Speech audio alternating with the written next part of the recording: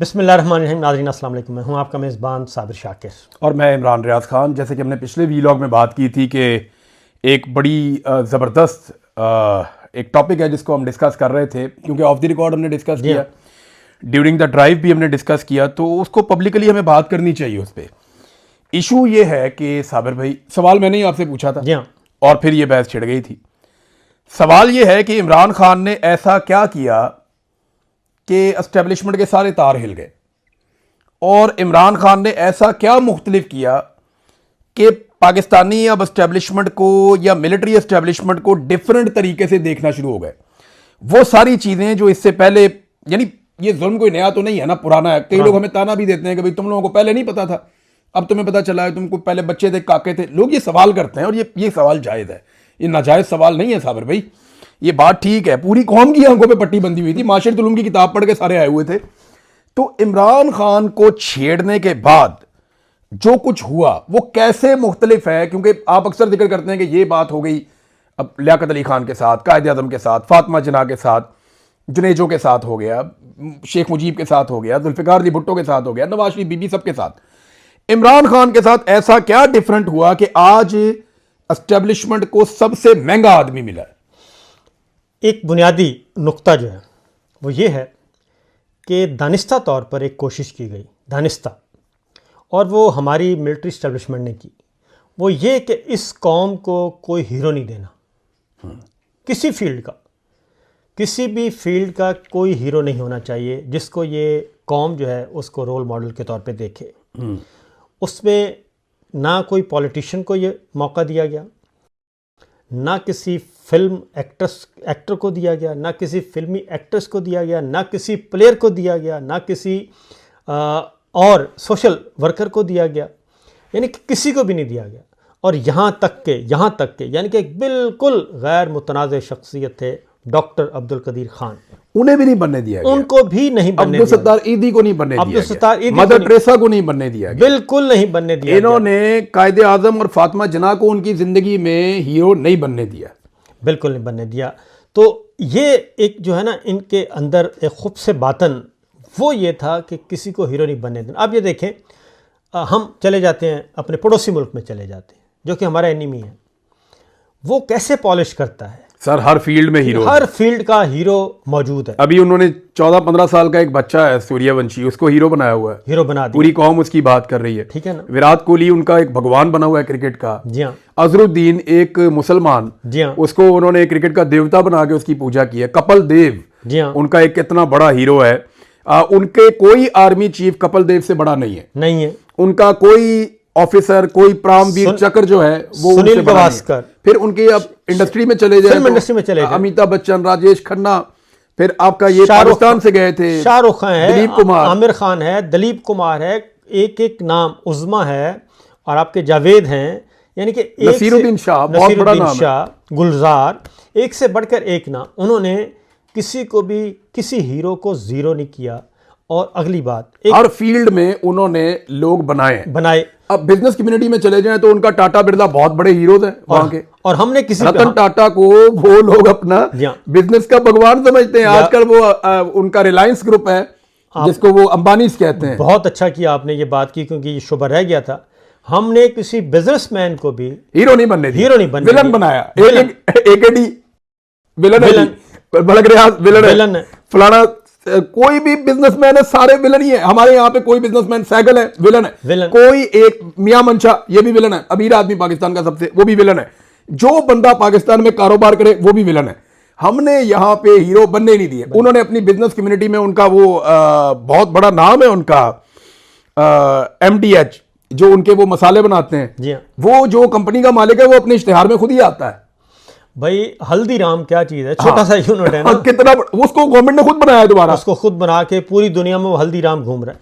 तो हमने, ये सिर्फ इंडिया में नहीं हो रहा सर, ये पूरी दुनिया में लोग अपने हीरोज बनाते हैं और उनको पालते हैं और उनको सस्टेन करवाते हैं। सर हीरोज जो है ना, वो कौम को एक तो वो उसका मॉरल बूस्ट करते हैं, उसको एक नई तरह बख्शते हैं, उसको यूनाइट रखते हैं, वो किसी भी फील्ड के हों। आज जो जनूबी कोरिया है उसको पूरी दुनिया में लोग उनके कुछ एक्टर्स और कुछ उनके बैंड्स हैं उनकी वजह से जानते हैं। जैसे BTS है उनका एक हाँ जी। वो बहुत बड़ा है। पूरी दुनिया के जो बच्चे हैं वो दीवाने हैं उनकी। कोई ब्लैक पिंक नाम की कोई खवातीन है, वो बच्चियां हैं 3-4, वो पिछले कई सालों से वो करती रहती हैं प्रोग्राम्स पूरी दुनिया में। तो वो दुनिया में मकबूल तरीन है, सबसे टॉप शोज उनके हो रहे हैं हर दुनिया के मुल्क में।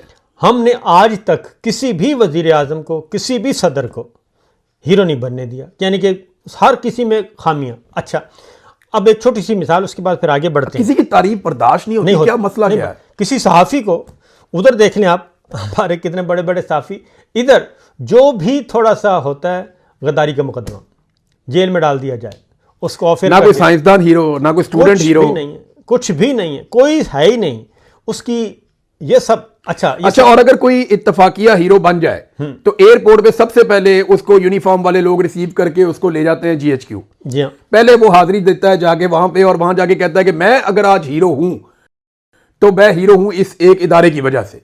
बिल्कुल ऐसा ही है, आपको पहले सरेंडर करना पड़ता है वहां पे। और एक मिसाल देते हैं जी, डॉक्टर अब्दुल कदीर खान, उन्होंने हमें, अल्लाह ताला उनको जन्नत में जगह दे, मोहसिन पाकिस्तान, कायद आज़म मोहम्मद अली जिन्ना के बाद अगर कोई बिल्कुल गैर मुतनाज़ और हीरो है तो वो डॉक्टर अब्दुल कदीर खान है। और हमने उनके साथ क्या किया, हमने उनको फुटपाथ पे बिठाया। उनका शेर सुना है आखिरी? जी हाँ। गुजर तो गई उम्र तेरी ए कदीर, अफसोस मगर कूफियों में गुजरी है। ऐसा कुछ उनका शेर था। ऐसा है। तो मुझे वो याद नहीं है, मैं माजरत चाहता हूँ, अदब वाले लोग भी बात कर सुन रहे होते हैं। तो उन्होंने अपने एक शेर में जो लुब्बे लुबाव है वो ये कहा कि मेरी उम्र तो गुजर गई है लेकिन कूफियों में गुजरी है। हमने उनको फुटपाथ पे बिठा दिया। इंडिया ने क्या किया, इंडिया ने सदर बना दिया। तो ये है वो बुनियादी नुक्ता। और हमने, आपको पता है वो मौलाना आज़ाद से मंसूब है उनका आज भी। जी हाँ। जो उनका एजुकेशन से हवाले उनका जो डे है वो मौलाना अब्दुल कलाम आज़ाद से मुंसलिक है, और वो भी सदर बने। उनकी खिदमात को वो आज भी सराहते हैं। उनको भी सदर बनाया।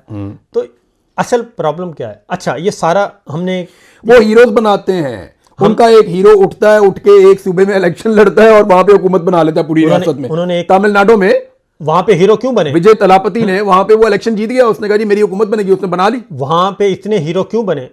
इसलिए कि वहां पे एक शख्स को हीरो बनाने की कोशिश नहीं की गई। यहां पे कि हमारा जो बड़ा है वही हीरो होगा और किसी को बनने नहीं देंगे, और किसी को नहीं बनने देंगे। ये इनकी साइकी है। सबसे ज्यादा ताकत, सबसे ज्यादा जिस्म, सबसे ज्यादा मजबूती, सबसे ज्यादा खूबसूरती, ये सारा कुछ हमारे अंदर है और किसी और को इसके लिए इख्तियार नहीं होगा। यानी आज जिसको वो हीरो कह रहे होते हैं ना, आज कल जब वो छड़ी अगले बंदे के हवाले करता है तो पिछले को किताब में बंद कर देते हैं, अगले को हीरो बनाना शुरू कर देते हैं। ये 80 साल हमारे इसी तगो-दो में गुजर गए, 78 साल कि हमने इनको हीरो बनाना है, बाकी सबको जीरो। तो मैं आपको एक बात बताता हूँ साबर भाई, ये बड़ी इंटरेस्टिंग बात है, मैंने आज तक शायद किसी से ना की हो। मुझे ना एक दफ्तर था इनका ISI का, उसमें धमकी लगाने के लिए बुलाया। तो मैं उस दफ्तर में चला गया। बतौर सहाफ़ी जब आपको कॉल आती है तो आप कहते हैं ठीक है यार, नौकरी भी करनी है, चीज़ें करनी है। तो मैं चला गया, मैंने कहा जी बताएं क्या बात है। तो उन्होंने पहले कहा जी बाहर कहीं मिल लेते हैं। मैंने कहा नहीं जी मैं दफ्तर ही आ जाता हूँ, आपने जो कहना है आप बात कर लें। मैं वहाँ पे गया, उन्होंने मुझे धमकाया कि जी पर्चे दे देंगे, ये कर देंगे। मैंने कहा जी इससे मुझे फ़र्क नहीं पड़ेगा, तो आप कोई लॉजिकल बात करें ना। तो उन्होंने ना जनरल बाजवा की कस्में खाना शुरू कर दी।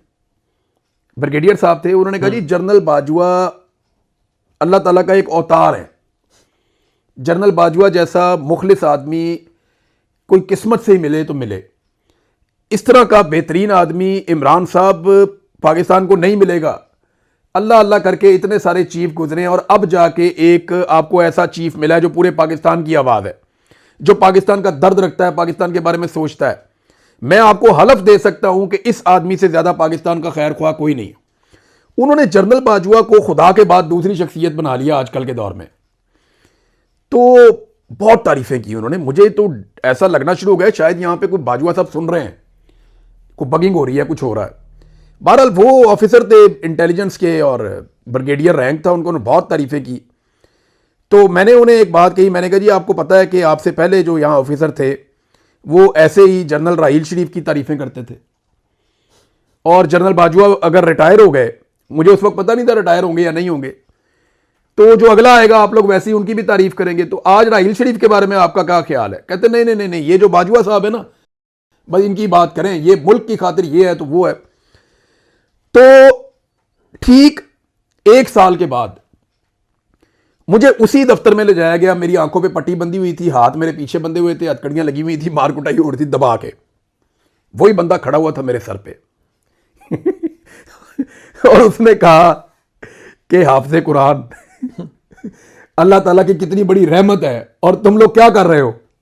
और फिर उसने वो तारीफें जो उसने बाजवा की थी उससे डबल तारीफें उसने आसिम मुनीर साहब की शुरू कर दी। साबर भाई, मुझे मार खाते खाते ना मेरी हंसी छूट गई। इस पे मुझे काफी मार पड़ी। तो मुझे उसने कहा क्या बात है? मैंने कहा जी यही अल्फाज थे और यही आवाज थी, मैं पहचान रहा हूं जनरल बाजवा के बारे में ठीक 1 साल पहले। तो साहब आपका तो बंदा चेंज हो जाए तो आपकी सोच तब्दील हो जाती है। मैं तो आपको तब भी वही बात कर रहा था, आज भी वही बात कर रहा हूं। और मेरी लड़ाई अपने लिए नहीं है, पाकिस्तान के लिए है। आप समझे इस बात को, पाकिस्तान के लिए मांगिए। आप जो मांगते हैं, जो मुझे समझ आएगा मैं दूंगा, जान भी दे दूंगा। लेकिन अगर आप मांगते हैं किसी एक फौजी के लिए या किसी एक सीनियर ऑफिसर के लिए कि उसके लिए मुझे कुछ करना है, तो सर ये तो चेंज हो जाएगा, पाकिस्तान तो यही रहना है। तो इस बात पे उन्हें काफी तकलीफ हुई उन साहब को, क्योंकि शायद वो रिकॉर्ड हो रहा था सारा, और मुझे फिर अच्छी खासी फैंटी लगी। लेकिन इन्होंने हीरो बनाने के चक्कर में ना, जो आता है ना ये उसकी पॉलिश पे लग जाते हैं, सारा के सारे उस नए बंदे की पॉलिश पे लग जाते हैं, पिछले बंदे को गालियां देना शुरू कर देते हैं। और उसने जुमला बोला कि होगा बाजुआ ये, होगा बाजुआ वो, होंगे उसमें 100 मसाइल। लेकिन हाफिज सैयद आसिम मुनीर साहब जब उसने ये कहा ना, तो मैंने कहा बात भी वही है, बंदा भी वही है और बातें भी वही हैं, लेकिन ऊपर टारगेट चेंज हो गया। अब आते हैं वापस के इमरान खान ने ऐसा क्या किया? ऐसा हुआ ये, अब ये सारे हीरो फारिग होते गए, एक इमरान खान बच गया। इमरान खान क्रिकेट का प्लेयर था, वो इन स्विंग भी जानता था, वो आउट स्विंग भी जानता था, वो गुगली भी जानता था, वो फास्ट बॉलिंग भी, वो विकेट पे भी बहुत पुराना खड़ा हुआ, वो यॉर्कर भी जानता था, वो बैटिंग भी जानता था, वो कैच पकड़ना भी जानता था, वो LBW करना भी जानता था, वो चौके छक्के लगाना भी जानता था, वो रोक रोक के खेलना भी जानता था। उसको पता था कि कब किस प्लेयर को रोकना है स्कोर करने से, कब किस प्लेयर को आउट करना है, वो ये सारे करता था। फिर उसकी सारी उम्र गुजर गई क्रिकेट के मैदानों में, 5-5 दिन वो ग्राउंड में रहता था। वाकफियत के अलावा वाकफियत पब्लिक के साथ, उसका पब्लिक के साथ बाउंड था वो अलग था, पूरी दुनिया के साथ, अब वहाँ पाकिस्तान के साथ पूरी दुनिया के साथ उसका इंटरेक्शन। फिर ये गर्मी में भी वो खेला, सर्दियों में भी खेला। स्टेमिना की बात, गर्मियों का भी वो आदी, सर्दियों का भी वो आदी, सब कुछ। वो बचता बचता बचता बचता वो 25 साल खेलता रहा। 25 साल उसने पॉलिटिक्स में इतनी क्रिकेट नहीं खेली जितनी वो पॉलिटिक्स में आके वो फिर खेलता रहा। 25 साल बाद उसका जब फल मिला तो कौम को जाहिर उसमें कोई खामी नहीं थी और एक कदावर आदमी मिला, कदावर शख्सियत। जब जनरल बाजवा इमरान खान को मिलते थे तो उस स्क्रीन पे आपको जनरल बाजवा नजर नहीं आता था, आपकी तवज्जो सारों की इमरान खान पे रहती थी। और ये एक ऐसी अजीब चीज थी जो तकलीफ दे रही थी पूरे सिस्टम को कि हमारा बंदा जो है वो इग्नोर हो रहा है। वो नरेंद्र मोदी को लताड़ता था, हाँ, RSS हिंदुत्व। उसके बाद वो गया व्हाइट हाउस तब गया जब उसको इनविटेशन आया। हाँ, उसने इनविटेशन मांगा नहीं है, जब उसको आया वो व्हाइट हाउस गया, सदर ट्रंप से मिला।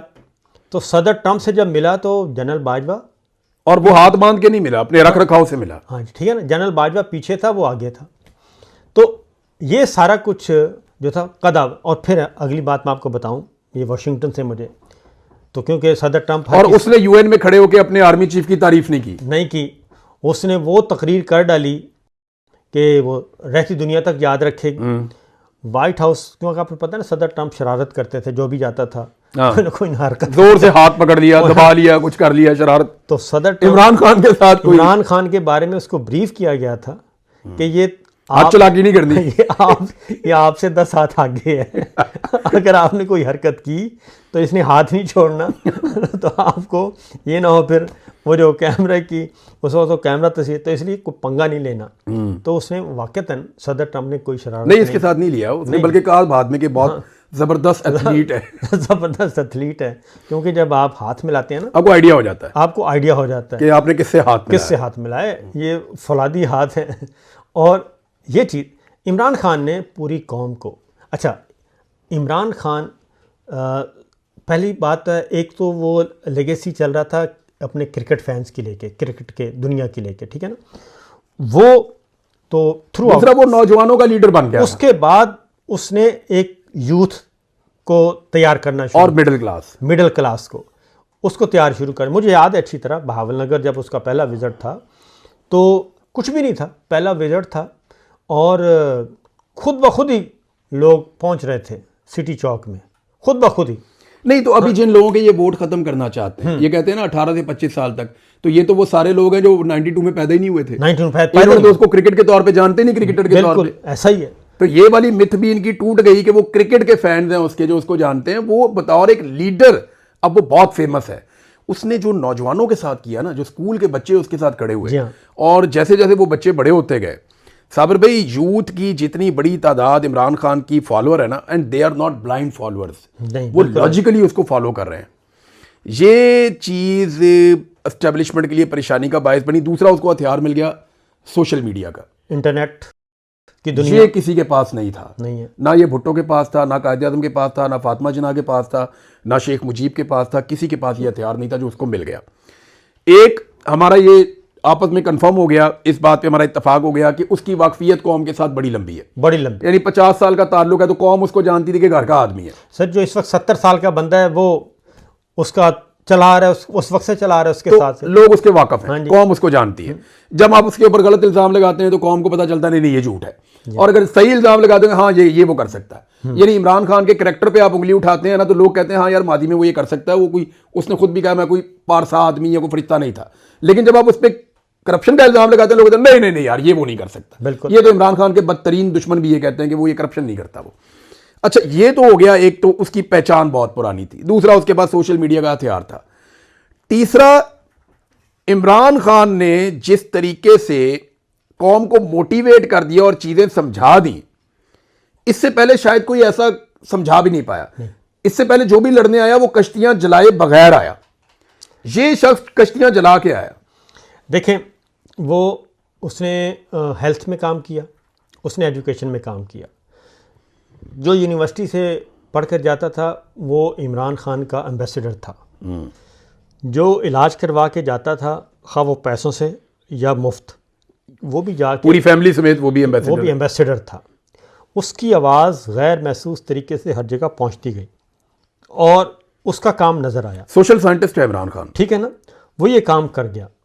और हमारे जो मिलिट्री, जो हमारे ऑफिशियल्स हैं, जो हमारे मिलिट्री मैन हैं, उनकी नजरें आज भी पीआईए पे हैं। उनकी सोच और तरह है, वो बिल्कुल बिजनेस मॉडल है उनका। हाँ, वो कि हमने बहावलनगर की जमीनें ले लेनी है उनका, और वहां पे नहर निकाल लेनी है। जी हाँ, उनका चोलिस्तान में और जमीनें लेनी है, वहां पे भी नहर निकालनी है।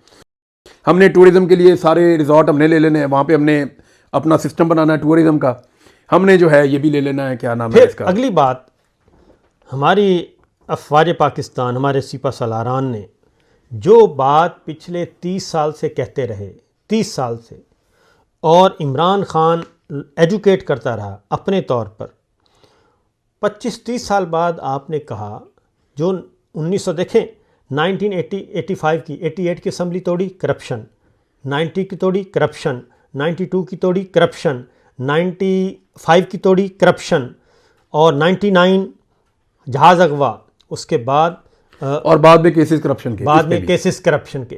ये करप्शन गिलानी क्यों निकला, और वो फाइलें थी ना, हाँ जी, पीछे वो फाइलें थी, स्विस अकाउंट्स, फिर करप्शन, नवाज शरीफ क्यों निकला, करप्शन, बेनजीर करप्शन, जरदारी साहब करप्शन, इमरान खान पे 9 मई डालना पड़ गया। हाँ जी, मोहम्मद, हर एक के ऊपर एक मुकदमा डालते थे, पता, हर आदमी, ठीक है ना, ये किया सर, हर बंदे पे 1 या 2 मुकदमे, 1-2, इमरान खान पे 200 से ज्यादा मुकदमे, बिल्कुल 250 से ज्यादा मुकदमा हैं। उसका रीजन क्या है? और उसमें रीजन ये है कि अगर सही मुकदमा हो तो एक भी काफी होता है, और अगर सही ना हो तो 250 भी कम पड़ जाए, 250 भी कम पड़ते हैं, इसमें कोई शक नहीं है। और इस 4 सालों में, इन 4 सालों में जितने मुकदमात पिछले पूरे 75 सालों में मजमूई तौर पर कायम हुए ना, उससे ज़्यादा मुकदमात इन 4 सालों में पॉलिटिकल वर्कर्स पे, सहाफ़ियों पे, इंसानी हकूक़ के वर्कर्स पे मुकदमात कायम किए हुए हैं। साबर भाई, ये नैरेटिव हम बनाएंगे और सोशल मीडिया हमारी मुट्ठी में है, तो एस्टेब्लिशमेंट ने जब मुट्ठी खोली 2022 में रिजीम चेंज ऑपरेशन के बाद, तो मुट्ठी में क्या था? खाली खाली था और वो चला गया था, उड़ गया था साहब। और अब भी वो कोशिश कर रहे हैं, सर्वे करवा के गिलगित बल्तिस्तान में इधर उधर के जनाब हम सर्वे करवा रहे हैं, और यहाँ पे पीपल्स पार्टी और PMLN जीत रहे हैं, और उनके पास बहुत, उन्होंने अपने डिजिटल प्लेटफॉर्म बना लिए हैं। मैं सर आपको बताऊं, मैं ये बात ना हल्फन कह सकता हूँ, हल्फन, कुरान पाक पे हाथ रख के, कि मुझे 5वां साल है पाकिस्तान से निकले हुए, 5वां साल। हर आदमी जो भी मुझे मिला है, जब भी मिला है, एक जुमला उसने बोला है, उसने कहा कि 75 साल हमने फौजी क़यादत की पूजा की, अनकंडीशनल सपोर्ट, अनकंडीशनल और ब्लाइंड लोग फेथ कहते हैं था। कि हमें कोई तनकीद करता था, हम बंगालियों के, इंडियंस के, बाकी सारों के हम गले पड़ जाते थे। कहते जी अब हम उनसे माफिया मांगते हैं। ठीक है, वो ब्लाइंड फेथ था हमारा, कि जो ये बात कह दी ख़त्म, ये नेशनल सिक्योरिटी की ज़मानत है, ये था। लेकिन उन्होंने कहा कि 9 अप्रैल और 10 अप्रैल की दरमियानी शब जब इन्होंने इमरान खान को फारिग किया, हमारा जो एतमाद था वो बिल्कुल शेक हो गया। साहब इसकी एक वजह और भी है, इन्होंने 9 और 10 अप्रैल को उस टोले के साथ हाथ मिला लिया, एग्जैक्टली, जिसको इन्होंने पिछले 30 साल गंदा किया था। इन्होंने 30 साल कौम को समझाया कि इनमें ये बुराई है, इनमें ये बुराई है, इनमें ये बुराई है, इनमें ये बुराई है, इनमें ये बुराई है, इनमें ये बुराई है। 30 साल कौम को कायल करते रहे, और 30 साल के बाद उनको जफा डाल लिया जाके और उनको सलूट कर दिया। और कौम को ये लगा कि भाई ये तो मुनाफकत है, हमें 30 साल तैयार करते रहे इनके खिलाफ कि ये लोग सारे मसाइल की जड़ हैं, और खुद जाके उनके चरणों में बैठ गए। और इमरान खान, जिसके खिलाफ आज तक कोई चीज साबित नहीं हुई, उसके खिलाफ खड़े हो गए। और रीजन फिर इमरान खान ने बताया कि जी मुझे निकालने का रीजन क्या था। देखें, इमरान खान से ना किसी दिन इंटरव्यू में किसी ने सवाल किया कि सर नवाज शरीफ को निकाला था, तो उसने कहा मुझे क्यों निकाला, तो आप क्या कहेंगे? उसने कहा जी मुझे ना पहली दफ़ा फलाने टाइम पे मैच में से निकाल दिया गया था ना। तो उन्होंने कहा, कहते हैं ना मुझे पता था कि मुझे क्यों निकाला। तो मैं जानता हूं मुझे क्यों निकाला। तो मैंने एक दिन, आपको याद है, आप ही के साथ मैं एक प्रोग्राम कर रहा था और मैंने कहा था कि नवाज शरीफ तो निकलने के बाद पूछ रहा था ना मुझे क्यों निकाला, इमरान खान आपको बताएगा कि मुझे क्यों निकाला, और ये इस तरह का क्राउड है, ये आपको पागल कर देगा। तो वो अंदाजा हमारा ठीक साबित हुआ, एस्टेब्लिशमेंट के अंदाजे गलत साबित हुए। तो साबिर भाई, अब इसका नतीजा क्या है? क्या ये ताकत के बलबूते पे जोर लगा के जबर और जुल्म के साथ इस गाड़ी को घसीट तो सकते हैं, कितना और 2 साल, 3 साल, 5 साल, लेकिन ये इसको कंटिन्यू नहीं कर सकते, बिल्कुल नहीं कर सकते, और ना इसके ऊपर मट्टी डाल सकते हैं फ्यूचर में कि जनाब क्योंकि वो आसिम मुनीर कर रहा था तो अब वो नहीं है, तो अब नया बंदा आ गया, तो ये इस पे मट्टी भी नहीं डलेगी। ये नुकसान आसिम मुनीर का नहीं हो रहा, ये नुकसान शहबाज शरीफ और नवाज शरीफ का भी नहीं हो रहा, ये नुकसान इमरान खान का भी नहीं हो रहा। वो भी पॉलिटिकल माइलेज ही है ना, जेल में बैठ के इमरान खान की मकबूलियत में इजाफा हो रहा है। नुकसान पाकिस्तान का और पाकिस्तान के इदारों का हो रहा है, और स्पेशली उस इदारे का हो रहा है जिसकी ताकत को इस्तेमाल किया जा रहा है। बिल्कुल ऐसा ही है। और ये मैं आपको बताऊं कि अगर मैं पिछले व्लॉग में हमने हल्का सा जिक्र, जब तक फ़ौज के अंदर अकाउंटेबिलिटी नहीं आएगी, अगर फ़ौज याहिया खान का खुद कोर्ट मार्शल कर लेती और उसको उल्टा लटका देती और उसकी ओनरशिप ना लेती, तो यकीन जाने हमारी फ़ौज और हमारे जर्नैल भी काबिल कदर होते और उसके बाद कोई हरकत ना करता। इस वक्त भी नुकसान किसका हो रहा है? नुकसान हमारे इदारों का हो रहा है, और इदारों को मस्मार किया जा रहा है। ये जो हर 15 साल के बाद कोई एक आता है, उठता है कि मैं अक्ल कुल हूँ, मैं सबका बादशाह हूँ और मेरी इताअत करो, ये जो चीज़ है, जब तक ये चीज़ ख़त्म नहीं की जाएगी उस वक्त तक कोई बेहतरी नहीं आ सकती। और मैं आपको इमरान भाई, आखिर में मैं बेट लगाने के लिए तैयार हूँ, ये कभी कामयाब नहीं हो सकते, कभी भी कामयाब नहीं हो सकते। ये खेल 9 अप्रैल और 10 अप्रैल की दरमियानी शब से शुरू होगा, जब भी होगा। और ये जो कुछ कर रहे हैं इस वक्त, ये 26वीं तरमीम, 27वीं गैरानी तरमीम, फेडरल कोर्ट, अभी 28वीं की तैयारी, 28वीं तरमीम, जो मर्जी कर लें, ये सब कुछ अनडू होगा।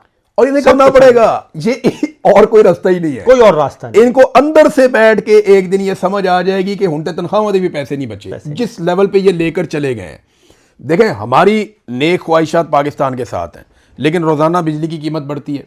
कैपेसिटी पेमेंट में लोग 75 रुपए देते हैं और 25 रुपए बिल होता है। जी हाँ, यानी 100 रुपये अगर लोगों ने दिया है तो 25 रुपये उसमें से उनका बिल है, जो बिजली उन्होंने इस्तेमाल की है वो भी महंगी, और 75 रुपये जो बिजली बनी ही नहीं, जो उन्होंने इस्तेमाल ही नहीं की, जो कभी लाइन में नहीं आई, वो उसका कैपेसिटी पेमेंट है, जो इनके चहीते फ्रंटमैन या इनके चहीते अपने लोग या इनके बच्चे या इनके रिश्तेदार, वो उनके कैपेसिटी पेमेंट वहाँ पे चली जाती है, इनके अपने घर में चला जाता है वो पैसा।